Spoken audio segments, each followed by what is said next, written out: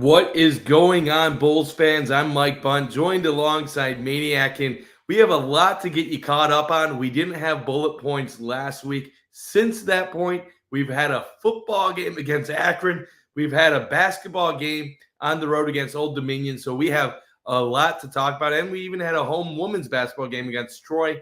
So we got to talk about all of this on an action-packed, quick episode of Bullet Points. Zach, how you feeling today? Bunty, you know what they say, you don't spell dub without UB, and that couldn't be any more true over the last, 100-plus hours here. It has been awesome to watch UB football, obviously going on the road. Yeah, could you live without the last 20 minutes pretty much? Yes, I think that goes without saying, but they're scoring, and the defense got their swagger back for certain. And then obviously the basketball team going on the road and doing things. Yeah, was it a big name opponent with, a lot of, positivity? Not necessarily, but you proved a lot of haters wrong already for this UB basketball team. So it'll be interesting to see what they do on the men's side.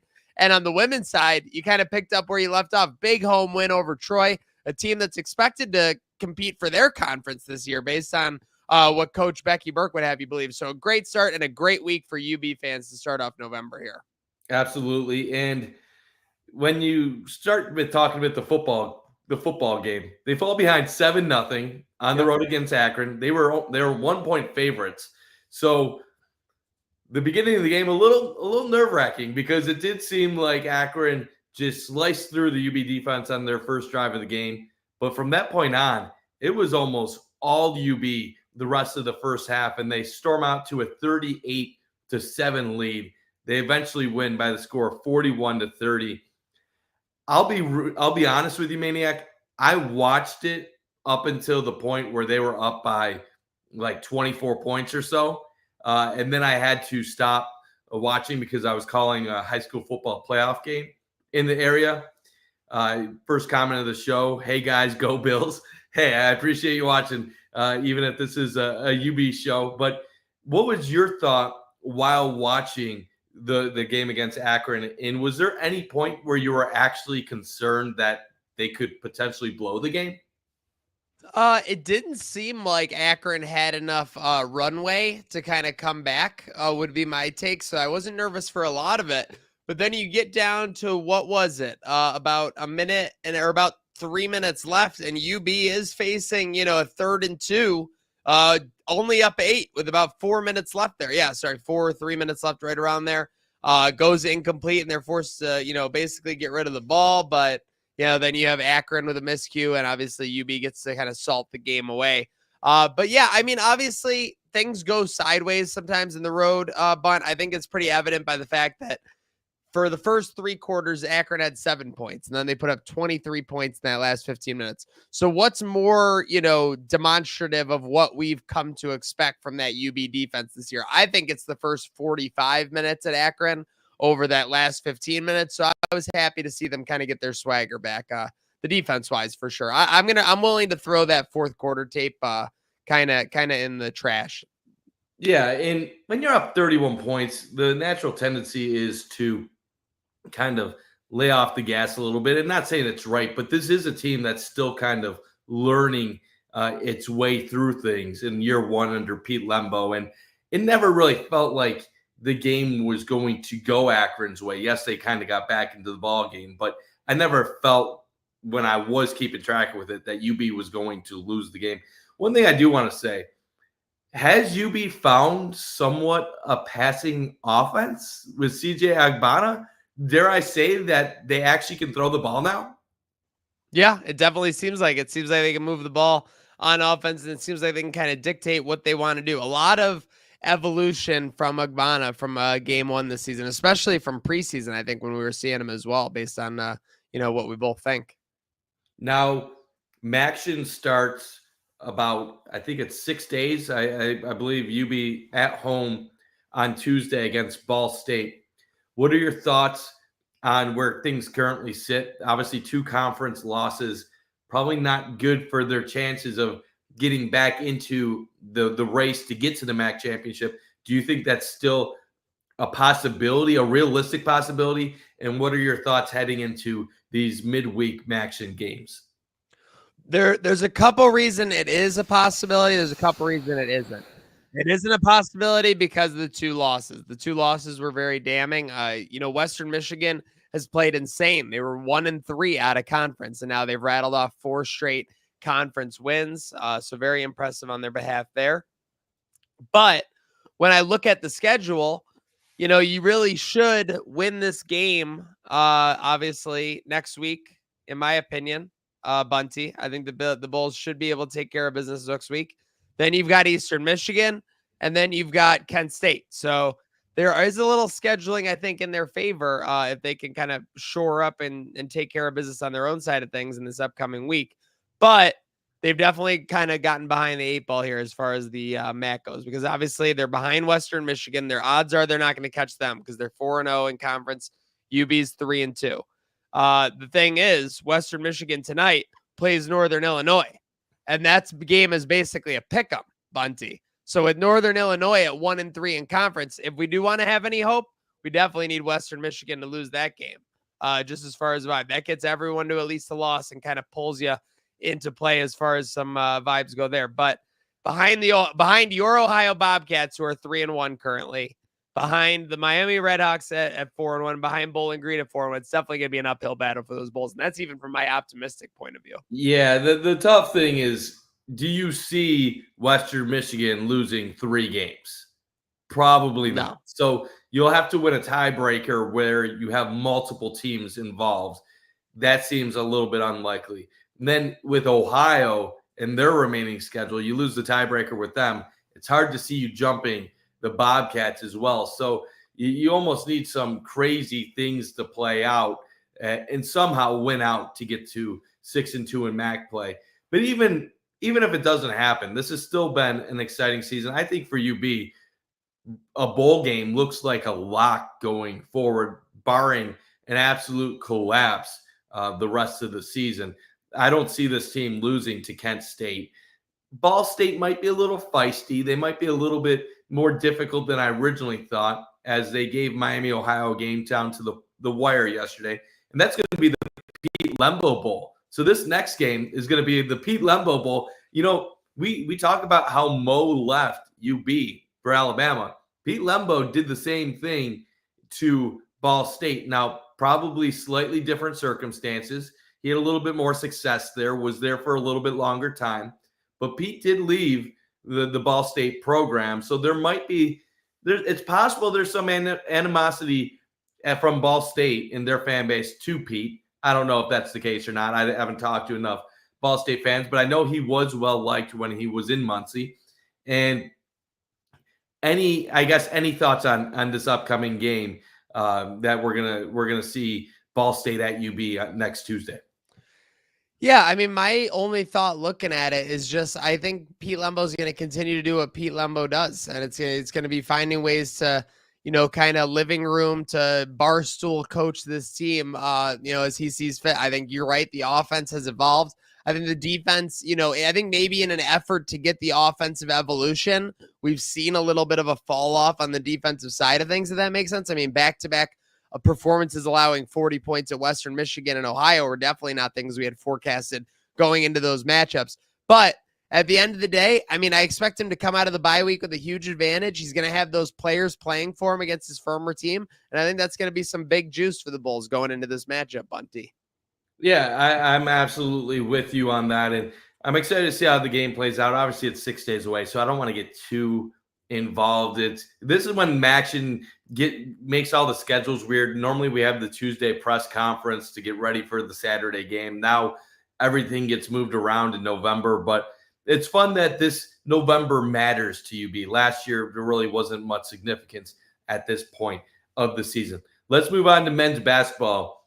Zach, they lose to Damon in an exhibition by 6, and that was almost the worst thing that could have happened after a 4-win season for the fan base, as everyone was just, oh my God, here we go again. They're going to be awful. And maybe I fell a little bit of a victim to that, but I didn't think that was a good sign. Damon looked pretty solid. And then you watch them against Old Dominion on Monday night, and UB offense is moving the ball. They're scoring in bunches. Tyson Dunn posted double-double. Noah Batchelor showing why he was a quality transfer. Looked like a completely different team. And thank you, Doug, for the comment. We appreciate you watching and supporting UB Athletics. It's crazy. I feel like my entire feeling of the team completely changed when Dunn nailed that three-pointer with 1.3 seconds remaining against ODU. Yeah, sometimes it just takes a little change of fortune, a little change of, expectation. And I think that him hitting that shot did that. I had people texting me in the second half, like, who is this guy Dunn? He can absolutely ball. And that seems like what the offense was doing. You said it. You cannot, I'll say this. When they lost to Damon, I'm not going to told you so about this, but if you look back and check it, I was saying the preseason exhibition basketball can sometimes get a little wonky. You texted me that. I said sometimes it can get a little wonky. Is it and you said it yourself. Is it a great thing after a 4-win season? Of course not. But I was not willing to write off this team after a full offseason without seeing them actually in a regulation game. And they let it half, and ultimately they won. So you love to see that over Old Dominion. Now, again, could it be that this is a 6-win season? It's certainly possible that maybe this is a flash in the pan and this is the peak right now. But it's a great start for UB men's basketball. And for at least the fans of this program that have been without it for a couple of years now, it was a good reminder of what it feels like when this team actually does come through for this fan base and does deliver for these Bulls fans, Bunty. Yeah, I think it's a sign that there is progress being made. And maybe it's not what we want at this point in time. Last year, obviously, an extremely disappointing year. And maybe the bottom needed to fall out for this program to rebuild the way it needed to. Maybe last year was the full acceptance that Nate Oates ain't walking through that door, and we don't have Bobby Hurley or any of that thought process continuing with this team. So maybe that had to happen in order for them to properly rebuild. And it was a tough process to go through, and maybe they'll get it fixed. Maybe not. Maybe we'll see a 15-win team. Maybe they're a 5-6-win team. I don't know.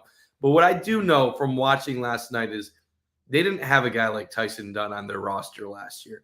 That guy in the late moments of the game, I know Old Dominion is not a good team, but Dunn was calm, cool, collected, and poised, ready for the big moment. He wanted the ball in his hands, and he created opportunities not only with his shot, but by creating opportunities for other players to finish at the hoop. That's something that last year was a lot of iso ball, a lot of one-on-one guys. Isaiah Adams no longer on the team. He's at Toledo. You had Cy Chapman, who was more of a one-on-one type guy.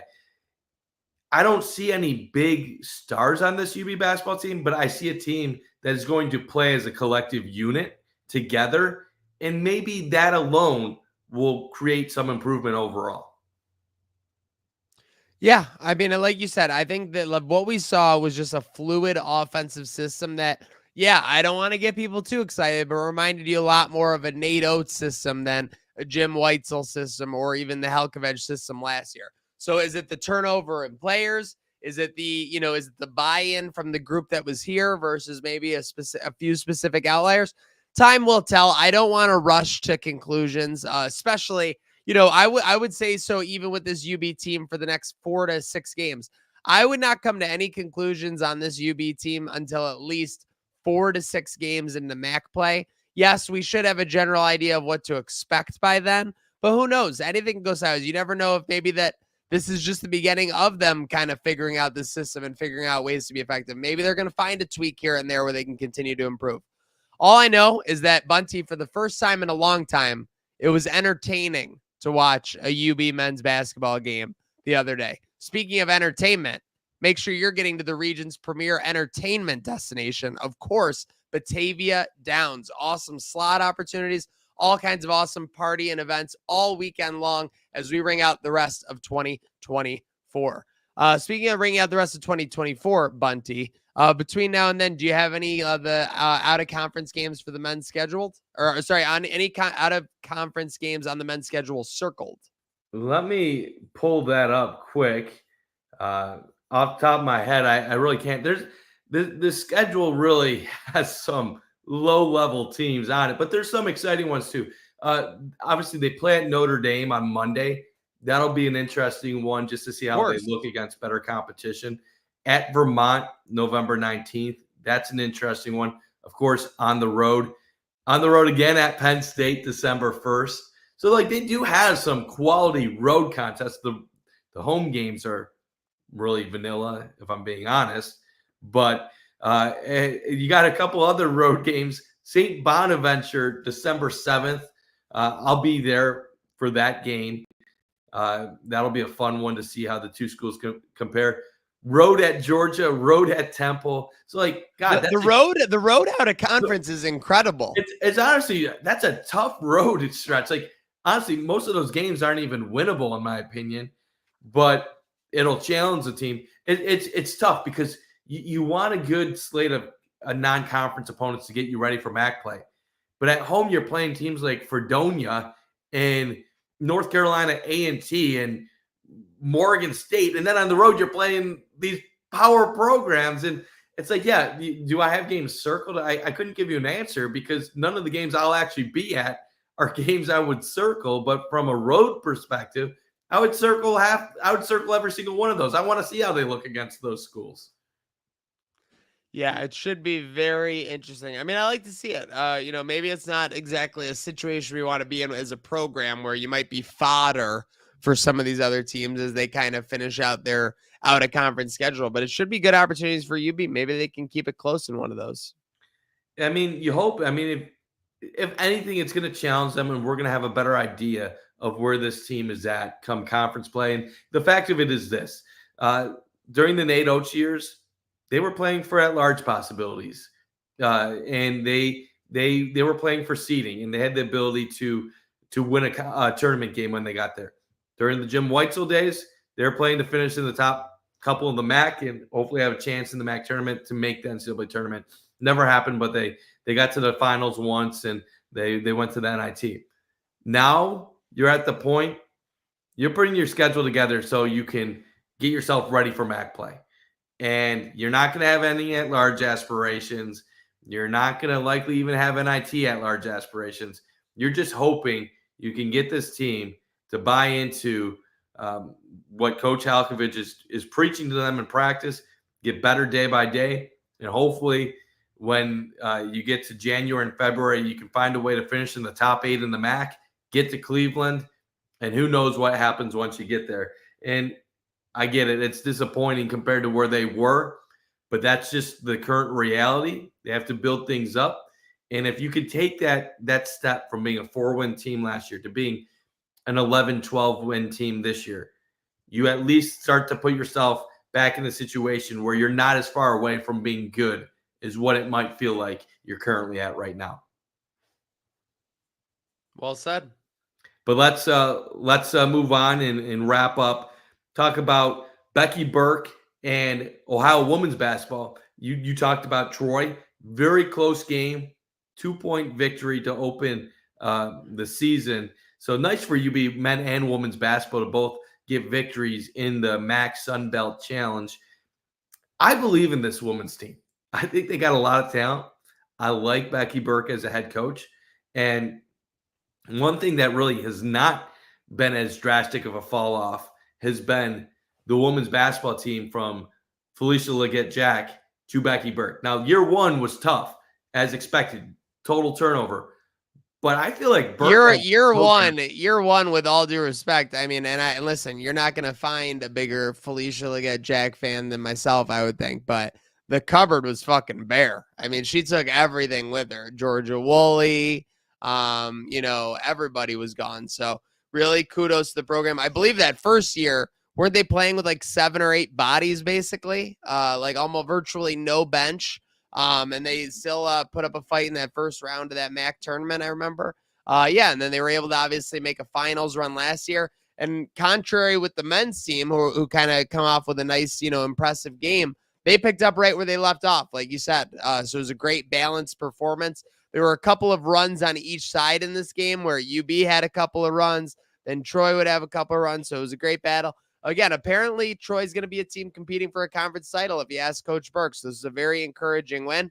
And most encouraging of all, Michael, is that Chella Watson picking up right where she left off, 28-12. That ain't no easy feat.